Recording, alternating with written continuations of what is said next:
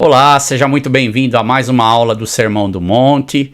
Estamos falando das bem-aventuranças e é um prazer podermos juntos aqui falarmos da palavra de Deus que é tão maravilhosa. Eu convido você a pegar a sua Bíblia. Eu gostaria hoje que você realmente tivesse a sua Bíblia aí junto com você, porque nós vamos utilizar a palavra de Deus para olhar alguns versos bíblicos que nos ajudará a podermos entender melhor essa questão da justiça de Deus. E é tão bom porque nós temos à mão hoje a Bíblia, coisa que muitas pessoas por séculos não tiveram, e é uma oportunidade. Então, se você está fazendo esse estudo aqui conosco, uma coisa que eu quero te pedir, faça com a Bíblia do teu lado. É um prazer, é um respeito com a obra de Deus, com as coisas de Deus. Nós temos a Bíblia, nós temos a palavra de Deus, e eu então incentivo você e peço você, use esse tempo com sabedoria, porque ele é muito produtivo e ele nos ajuda a crescer. Então vamos abrir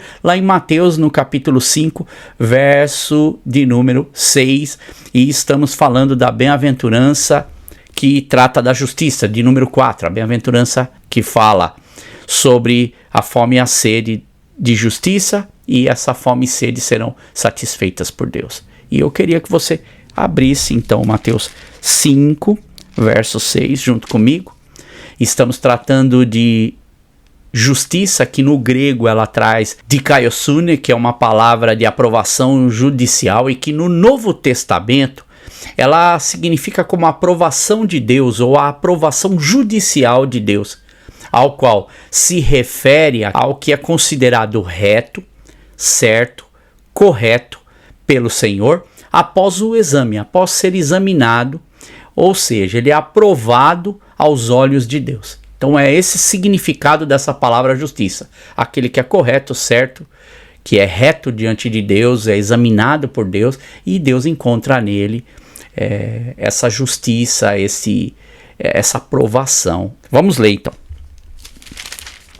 Bem-aventurado os que têm fome e sede de justiça, pois serão satisfeitos. Fome, sede, justiça e satisfeitos. Falamos de fome, falamos de sede, agora estamos tratando de justiça, falamos na semana passada e damos continuidade hoje para entrarmos e terminarmos com a satisfação aqui. A palavra justiça é usada várias vezes na mensagem de Jesus, e por isso que eu quero que você hoje trabalhe com a sua Bíblia junto comigo, porque essa palavra, ela irá aparecer por várias vezes no Sermão do Monte, lá no Mateus 5, Mateus 6, e por todo o Sermão do Monte, até em Mateus 7, nós vamos ver nuances dessa palavra no sentido das atitudes que correspondem com essa justiça de Deus. E a melhor maneira de nós entendermos o que significa essa justiça de Deus é então ver as vezes que ela aparece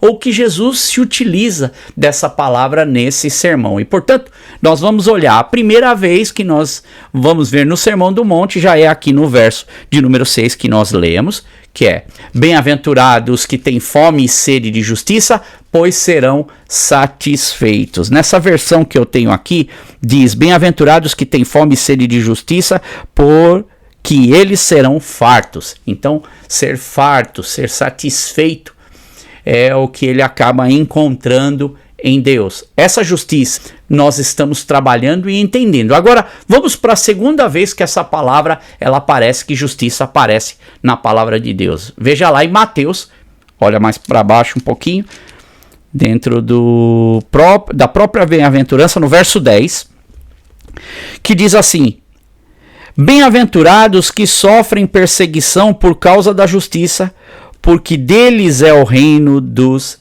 céus. Na outra versão que eu tenho aqui, é a NVI, diz: bem-aventurados perseguidos por causa da justiça. E aqui diz: os que sofrem perseguição são aqueles que são perseguidos pela causa do evangelho. Veja que nós temos 8 bem-aventuranças, e a primeira das bem-aventuranças, que são os pobres em espírito, está lá no verso 3, e a última das bem-aventuranças, que está lá no verso 10, ambos dos versos, eles acabam com a promessa do reino dos céus, como se fosse um sanduíche. Imagina o pão de cima, o pão de baixo, e nós temos todo o recheio no meio. Outra coisa é que nós temos dois grupos de 4 bem-aventuranças, que são 4 verticais na relação com Deus, e dessa relação com Deus nós vamos também intercedendo pelo próximo. Nós vimos isso nas aulas passadas. E temos outras bem-aventuranças, as outras 4, que são horizontal, que é a nossa relação com o próximo. Então, vertical e horizontal. Agora, repare que no primeiro grupo das bem-aventuranças, que termina aí, desse primeiro bloco das bem-aventuranças, termina no verso 6, com fome e sede de justiça. E no segundo grupo, quando você olha nas outras 4 bem-aventuranças, que termina lá no verso 10, perseguidos por causa da justiça, nós olhamos e percebemos que os dois têm o final justiça. É essa palavra de Caio Sunen. E isso não está colocado ali por acaso, mas é colocado por Jesus para que nós possamos parar e analisar dentro desse bloco o que Jesus então está querendo nos mostrar. Olha que interessante, presta atenção aí. A primeira bem-aventurança, que é pobre em espírito, no verso 3, dá a ideia do quê? Veja a escadinha como ela vai acontecendo. A primeira é a ideia de vazio. Lembra que eu falei? O pobre, no sentido de um mendigo, um faminto por Deus. Ele se sente vazio, ele precisa ser cheio de Deus. Depois, nós temos no verso 4, aqueles que choram. E esse chora por causa do seu pecado e também chora pela condição do mundo, pecado das outras pessoas. E na terceira bem-aventurança, nós vemos o quê? Os mansos, são aqueles que aguentam as pancadas e se mantêm ali firmes, porque são controlados por Deus, pelo Espírito Santo de Deus. Então essas 3 primeiras bem-aventuranças, elas mostram o quê?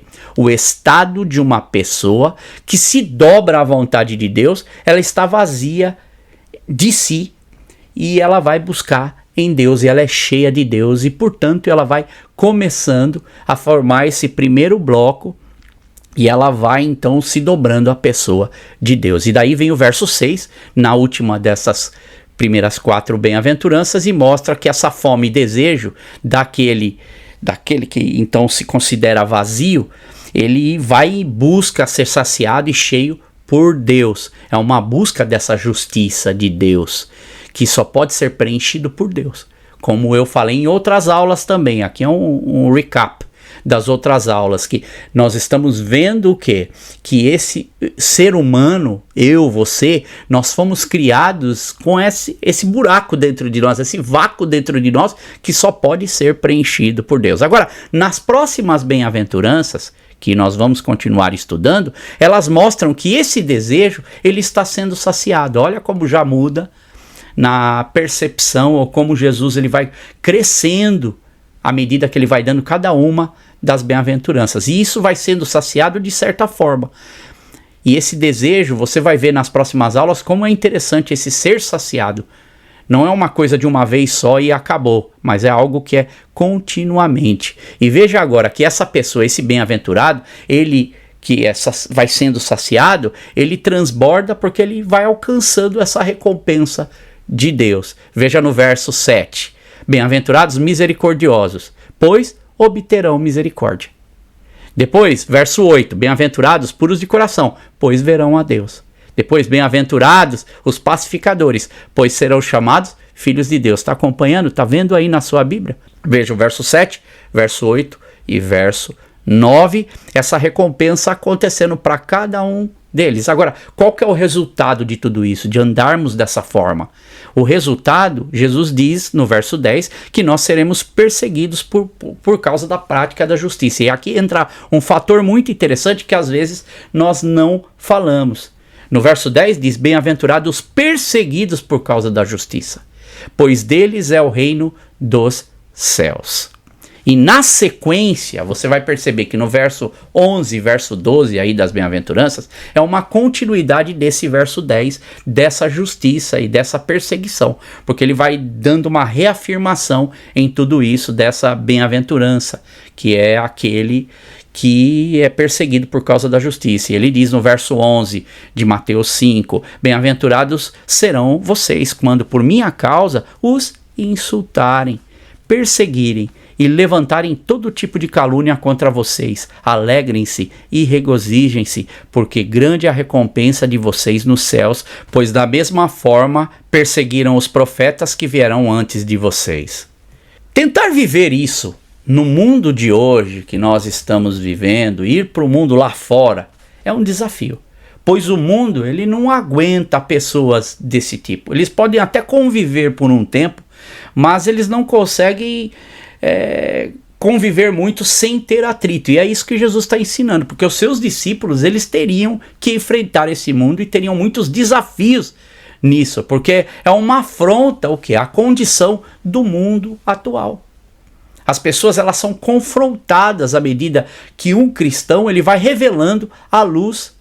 Ele vai colocando a luz de Deus no meio dessa escuridão que nós temos no mundo. E o que é interessante é que inúmeras pessoas nos meus aconselhamentos já me comentaram que quando elas têm relacionamento com pessoas que não são cristãs, seja no trabalho, na escola, de amizade ou mesmo nos relacionamentos amorosos, estas pessoas ao qual ela se envolve, à medida que ela vai mostrando o Evangelho de Cristo, ela vai vendo essa luz brilhar nessa pessoa cristã, ela começa a ficar incomodada. E muitas delas já me comentaram isso. Poxa, a pessoa chegou para mim e disse assim, eu queria nunca ter te conhecido, ou eu preferia que você nunca tivesse me falado desse Jesus ou destas coisas. Por quê?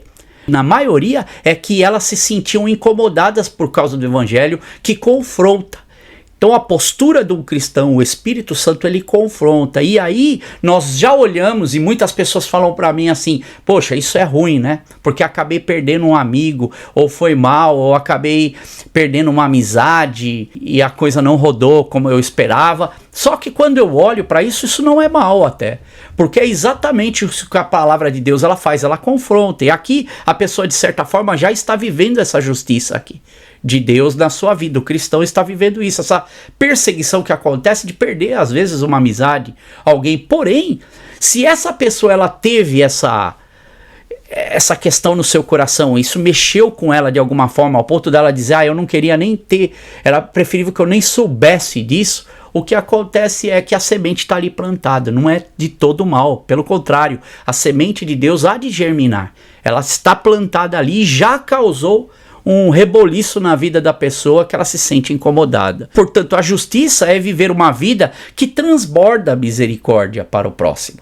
Isso é justiça. A justiça é viver uma vida de pureza no seu coração diante do próximo, diante de Deus. E quando nós falamos diante do próximo, às vezes a pureza, essa sensibilidade, esse coração brando, ele incomoda as outras pessoas.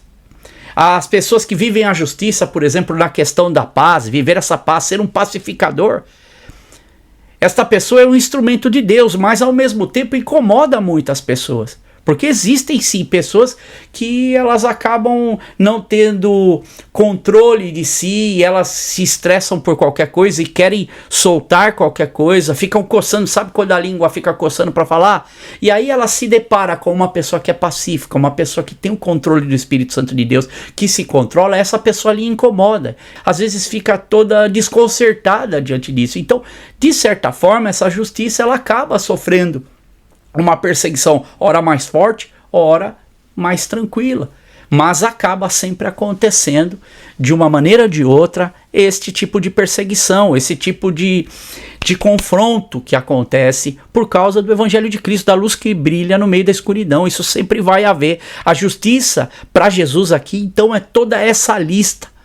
Pobre de espírito, aquele que chora, aquele que é manso, aquele que tem fome e sede, a justiça de Deus, os misericordiosos, o puro de coração, o pacificador, a estes estão reservados sim as recompensas por causa dessas características em Jesus. A essa justiça que é buscada em Deus. E agora, vamos só fazer essa comparação, já que você está com a Bíblia, eu disse que hoje seria um pouco diferente, pega a sua Bíblia e olha, verso 3, vamos fazer uma comparação. Pobres em espírito, aquele que reconhece a condição. Agora olha e faz um link com o verso 7. Veja que agora essa pessoa, ela já está cheia, ela já é um misericordioso e ela obtém de Deus o quê? Misericórdia. Então, quando nós olhamos na equivalência do verso 3, podemos dizer o verso 7, o verso 4. Chora por causa do seu pecado, da sua condição e por causa do pecado que assola o mundo, as pessoas. Ela chora diante de Deus. Veja o verso 8. Ela é um puro de coração.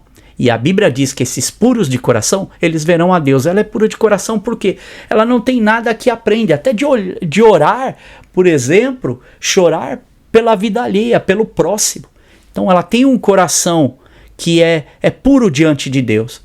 E neste coração ela não encontra barreiras para diante de Deus clamar. E Deus então diz que estas pessoas terão a oportunidade de ver a Deus. Verso 5. Ela que é mansa aqui, que aguenta a afronta, que está sob controle do Espírito Santo de Deus. Verso 9 diz que ela transborda a paz e busca pacificação. E por causa disso ela é chamada filho de Deus. Todas essas características são características maravilhosas que nós temos e por isso precisamos buscá-la em Deus. Então vê como a bem-aventurança aqui tratada por Jesus, ela é muito bem colocada, ela vai sendo construída degrau a degrau e cada vez que nós vamos subindo um degrau completa o outro e nós vamos chegando e nós vamos conhecer essa verdade de Deus em todo o Sermão do Monte, que é essa maravilha. E dando sequência em Mateus 5:20, um pouquinho mais agora abaixo, olha lá. O que diz, onde novamente essa palavra de Kaiosune ou justiça, ela aparece aqui no texto e Jesus vai citá-la. Mateus 5:20 diz: Pois eu lhes digo que se a justiça de vocês não for muito superior à dos fariseus e mestres da lei, de modo nenhum entrarão no reino dos céus. Olha que a justiça novamente é linkada aqui com o reino dos céus, o reino de Deus. Jesus utilizava muito dessa palavra no Sermão do Monte. A justiça dos fariseus deveria ser excedida, ele diz. Pois eles não praticavam nenhuma dessas características das bem-aventuranças. Não praticavam misericórdia, mas oprimiam as pessoas com as leis que eles criavam. Eles pegavam as leis de Deus e aumentavam as leis de Deus e criavam verdadeiros bloqueios para as pessoas acessarem então os benefícios da verdadeira palavra de Deus, do contato com Deus. Os fariseus não eram pacificadores, pelo contrário, eles armavam grandes guerras por causa da religião.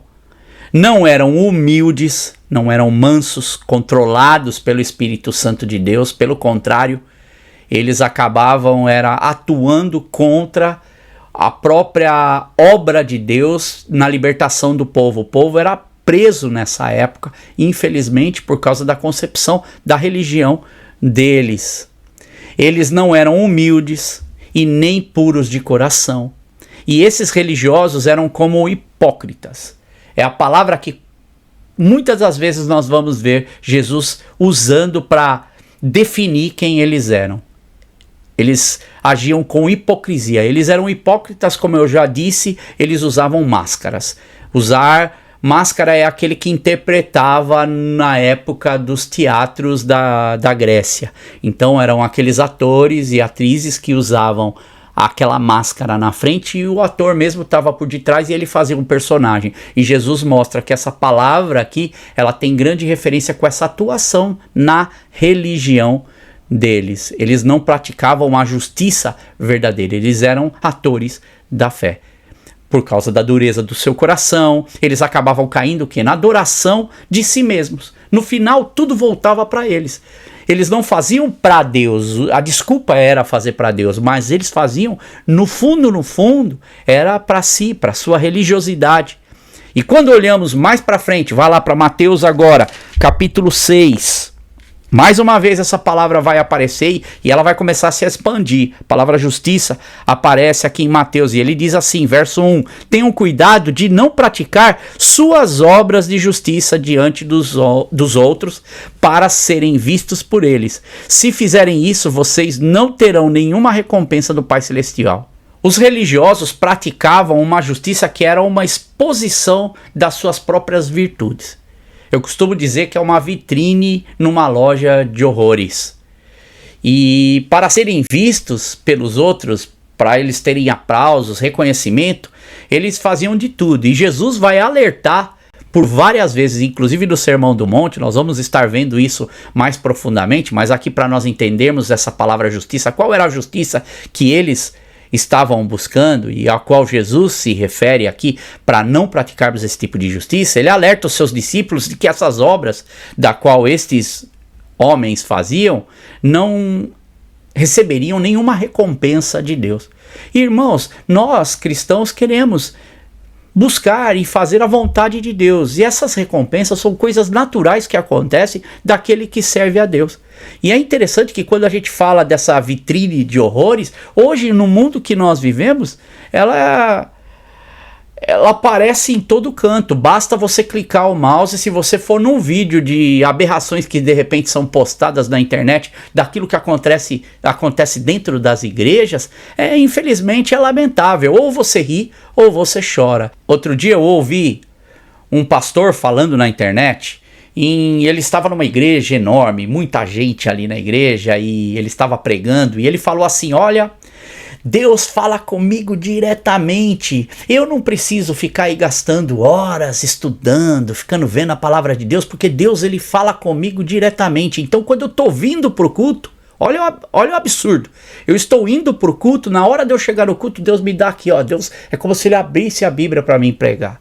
Aí eu fiquei coçando a cabeça, perguntando: Deus, eu me empenho tanto, eu uso tantas horas para poder preparar esses estudos, preparar a palavra de Deus e ouvir o que o Senhor tem para mim, orar, tentar ter essa sensibilidade, né, no meio da nossa correria, do nosso dia a dia. E é uma dificuldade muitas vezes a concentração por causa de tudo isso que a gente tem. E eu fiquei imaginando e vendo como hoje nós estamos vivendo nesse mundo de pessoas que dizem que não precisam estudar a palavra porque já estão tão conectadas com Deus, e a palavra de Deus é algo que é diário. À medida que eu conheço a palavra de Deus, ela vai iluminando o meu caminho como a luz da aurora, que vai brilhando mais e mais até ser dia perfeito para a nossa vida. E é interessante que há um monte de crente, e o pior é isso, que há um monte de cristão que acaba sendo pessoas que, ao invés de buscar a justiça de Deus, são famintas por esse tipo de comércio e de vitrine que são colocadas. E Jesus, aqui, é interessante que ele estende. Quando ele fala lá em Mateus 6.1, ele vai estender isso para outras coisas, como por exemplo, Mateus 6.2, que é o versículo que vem depois. Ele conecta isso, as bem-aventuranças, com o quê? Com a atitude de dar esmolas, por exemplo. Ele diz: portanto, quando você der esmola, não anuncie com isso com trombetas, como fazem os hipócritas nas sinagogas e nas ruas, a fim de serem honrados pelos outros. Eu lhes garanto que eles já receberam plena recompensa.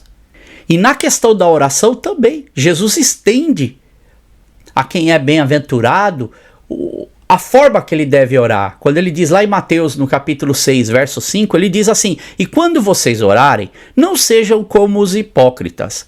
Eles gostam de ficar orando em pé nas sinagogas e nas esquinas, e a fim de serem vistos pelos outros. Eu lhes asseguro que eles já receberam plena recompensa.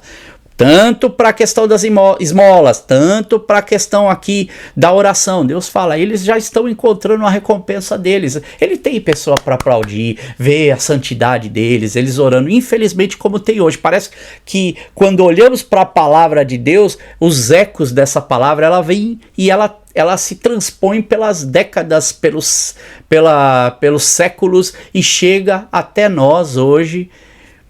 Uma palavra real ao qual nós vemos pessoas que estão sendo e vivendo numa religiosidade enganosa contra uma justiça de Deus que traz justificação, que traz santificação, salvação. Essa é a tristeza, irmãos, de ver oportunidades de restaurar, de trazer pessoas para Deus, e eles perdem uma oportunidade e levam essas pessoas a terem cada vez menos conexão com Deus, a ficarem sem a experiência da libertação, e coloca ainda mais essas pessoas numa prisão. E daí o que acontece é que homens e mulheres de Deus, que são essa luz, que são essas referências de Deus, eles vão ter esse trabalho de tentar o quê?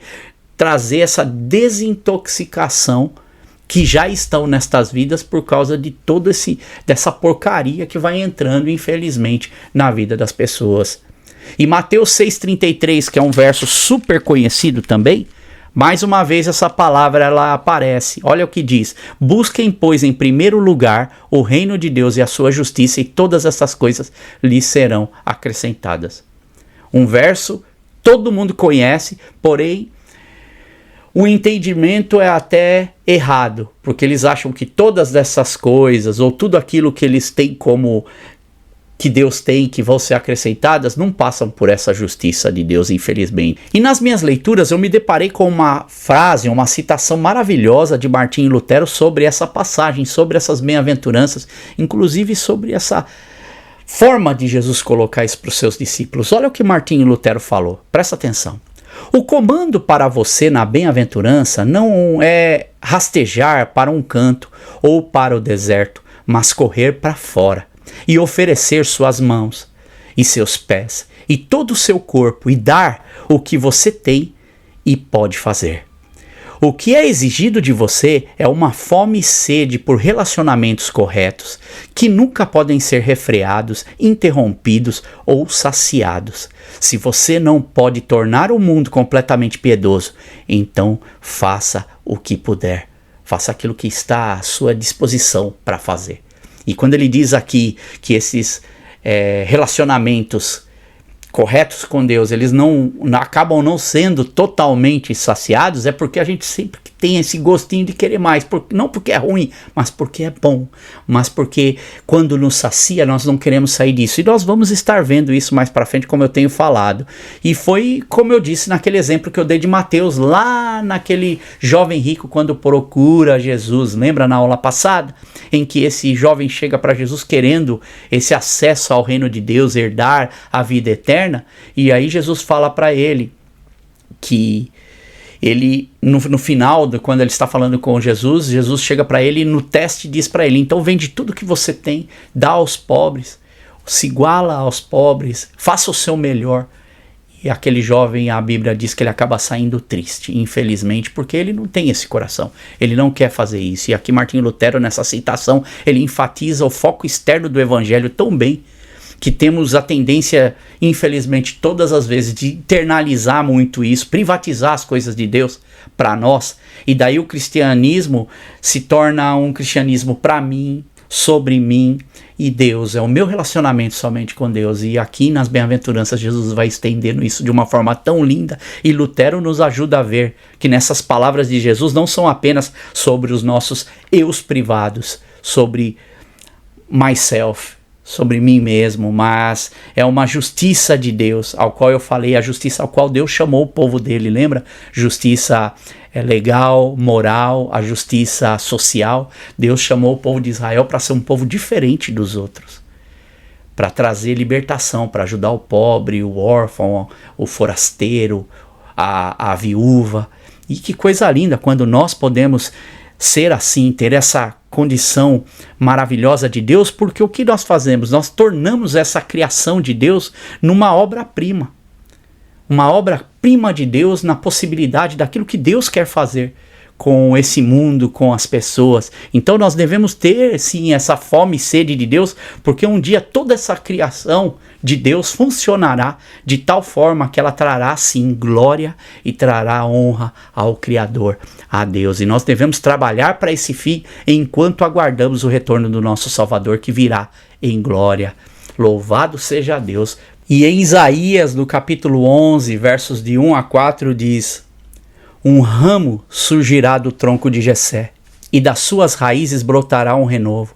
O Espírito do Senhor repousará sobre ele, o Espírito que dá sabedoria e entendimento, o Espírito que traz conselho e poder, o Espírito que dá conhecimento e temor do Senhor.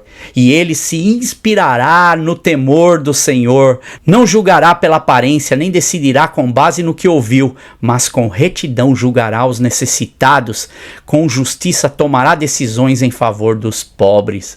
E quando eu li esses versos, uma coisa me veio à atenção. Quando fala aqui do ramo surgirá do tronco de Jessé, me lembrou daquela passagem bíblica que está lá em 1 Samuel, capítulo 16. Eu acredito que você lembra disso também, que é quando Deus então vai retirar Saul do trono e ele vai ungir um outro rei. E ele fala para Samuel ir até a casa de Jessé. E na casa de Jessé, ele tem ali seus filhos e ele vai ungir. Então Samuel vai ungir um dos filhos de Jessé ao próximo rei de Israel. E à medida que os filhos vão então passando, quando o primeiro filho vem, que é Eliabe, Deus chega para ele e fala para ele: olha, Samuel, não atenta para a estatura dele, para a aparência dele, porque o Senhor, ele não vê como o homem vê, mas o Senhor, ele vê o coração. E ali então, Davi, ele vai ser ungido. Davi era o único que não estava ali, todos os filhos passaram, e você conhece bem essa história, e no final ele pergunta: não tem mais nenhum dos seus filhos aqui? Acabou? E ele fala: ó, tem um que é o menor, tá apacentando ovelhas, e aí Davi vem e ele é ungido. E o interessante é que nesse verso aqui que nós lemos de Isaías, no capítulo 11, versos 1 a 4, parece que eu consigo ver refletido essa imagem daquilo e da forma como Deus trabalha, da onde da raiz de Jessé vai surgir então, brotar esse renovo, e esse renovo ele vai nos ensinar com espírito de sabedoria e entendimento, e ele se inspirará nesse temor de Deus. Que lindo, o próprio filho no temor do pai, nos ensinando como nós devemos proceder no temor do Senhor, no conhecimento do temor do Senhor, diz aqui também. E ele não julgará, olha o que o texto diz, ele não julgará pela aparência, nem decidirá com base no que ouviu. Deus trabalhando de uma forma tão linda nas nossas vidas, porque Ele nos olha e Deus não vê a nossa aparência, mas Ele vê o nosso coração.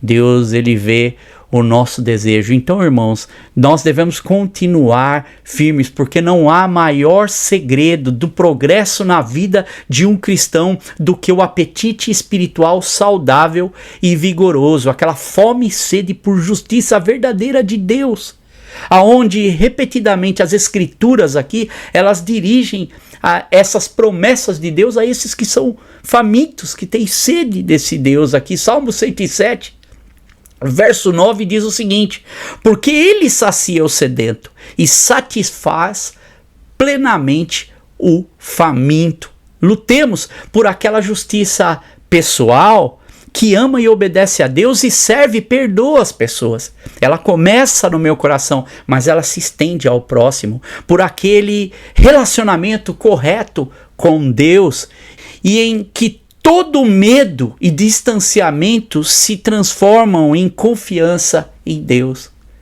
Que nós possamos aprender com Jesus, essa raiz de Davi, e que nós possamos aprender a viver essas qualidades apresentadas na bem-aventurança, essa fome e sede, características perpétuas de um discípulo verdadeiro de Jesus, tão perpétuas quanto a pobreza de espírito, a mansidão, o luto ou o choro, e só quando chegarmos ao céu não teremos mais fome e nem mais sede, pois então o nosso Cristo, o nosso pastor, o nosso Jesus nos levará à fonte de águas vivas.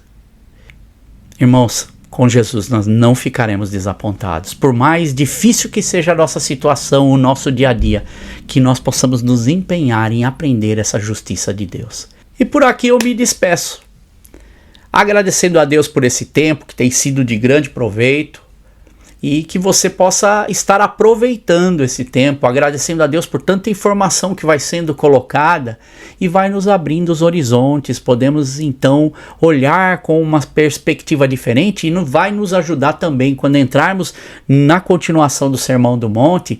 Tudo vai ser em torno destas bem-aventuranças ao qual Jesus está se referindo. Hoje eu dei uma pincelada de como essa justiça ela aparece em vários lugares, mas você vai perceber que por todos os lugares a bem-aventurança do Senhor, ela é um marco na vida de cada cristão, e que ela possa também ser um marco na nossa vida à medida que nós aprendemos. E na próxima semana então estaremos encerrando esta bem-aventurança e vendo o que é ser saciado no Senhor, aqueles que têm fome e sede de justiça. Qual é a saciedade para a sua vida, aquilo que Deus entrega para eles. Deus abençoe você e até a semana que vem.